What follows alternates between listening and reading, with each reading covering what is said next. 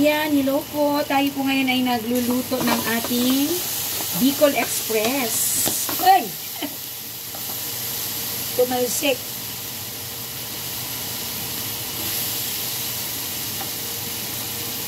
Grabe ang anghang. Tumama sa mata ko.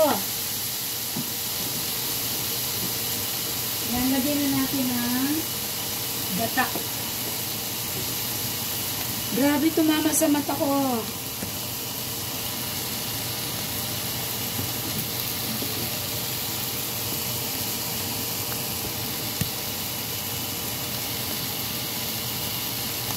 Ayan. So, lalagyan na natin ang gata. Nilabutan ako ni tatay ng tissue.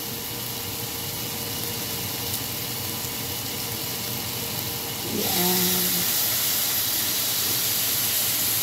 Nawala ako sa momentum. Pumutok siya, tapos tumalsik sa mata ko. Maanghang pa naman ito.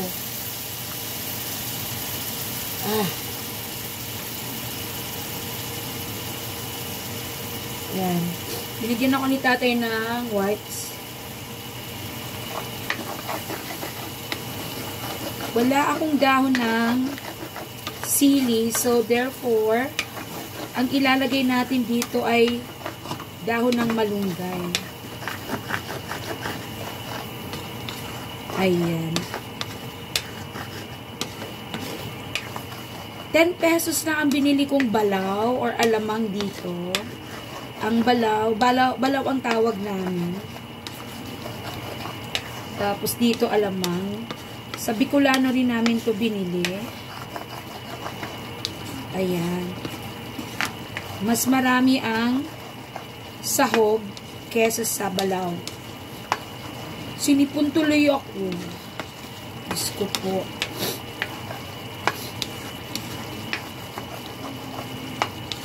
Hindi ko na siya lalagyan ng chili flakes. Ito.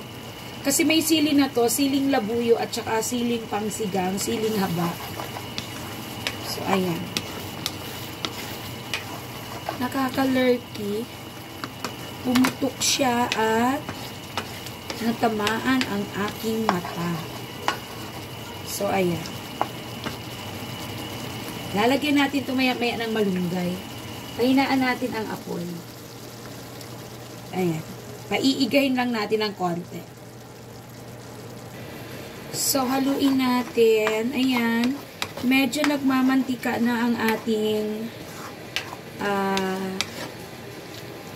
Bicol Express. Ayan.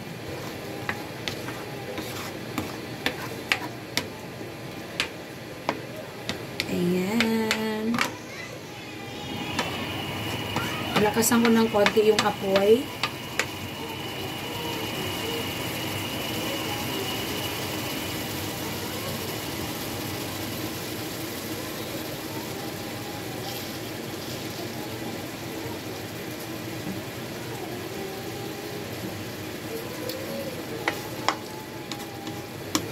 Ang sarap na.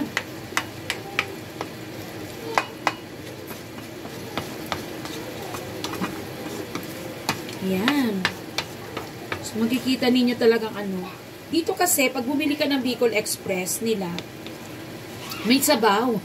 Basta lang ginataan. Sa amin ang Bicol Express ganito. Pinagmamantika talaga. Ayan. Sarap nito sa sinigang. So, yun mamaya balikan ulit natin. Yan, nakikita nyo po, lumalabas na ang kanyang mantika. Yan ang tunay na Bicol Express. Ayan po, lumabas na ang mantika ng ating niluluto. At ayan, medyo natututong na sa ilalim at lumalabas na ang kanyang mantika. Ayan.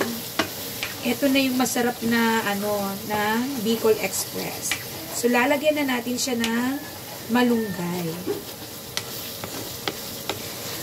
Masarap sana ilagay dito daw ng sili since na hindi ako nakabili. Ayun, nagmamantika na siya. Mga ka-solsters ko dyan. Ayan. Hindi na po ako, bibihira na ako makapag-video. Gawa ng nag-block ko na po ang memory ng aking telepono. Bumili na nga ako ng panibago na 1 terabyte ba? 1 terabyte? Tira. 1 terabyte. Gumana naman, pero hindi ko ma-switch ang storage into external. Nakalagay nga ang storage niya ay external na, pero hindi siya gumagana. Bumili na rin ako ng 528. Ganun pa rin. So, ayan, lumabas ang mantika. Ilagay na natin ang malunggay.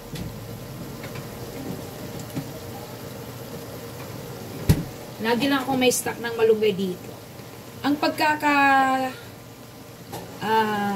gawa ng malunggay, yung may mga stem lang.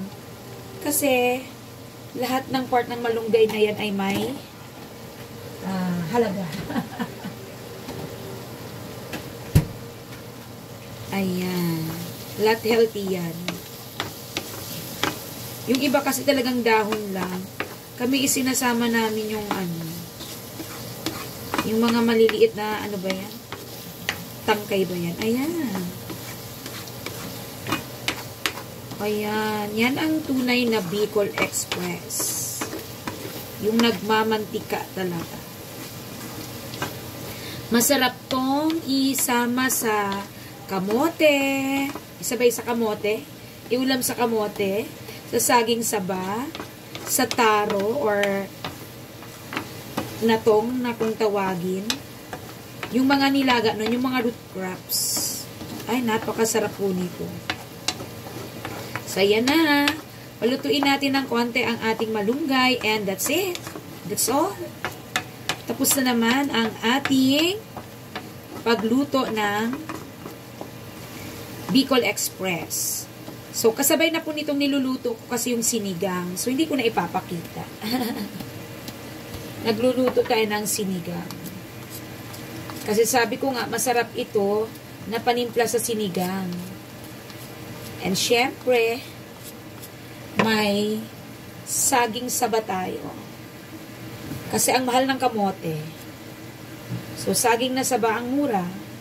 66 pesos lang ito, isang piling na. At saka malalaki. 66 pesos lang yung binayaran. Ito. Ayan. Yung iba, inihalo ko na kasi sa sinigang. Ito naman yung pang-partner ko dito. So, ayan na. Luto na. Thank you for watching. Bye! God bless us all always.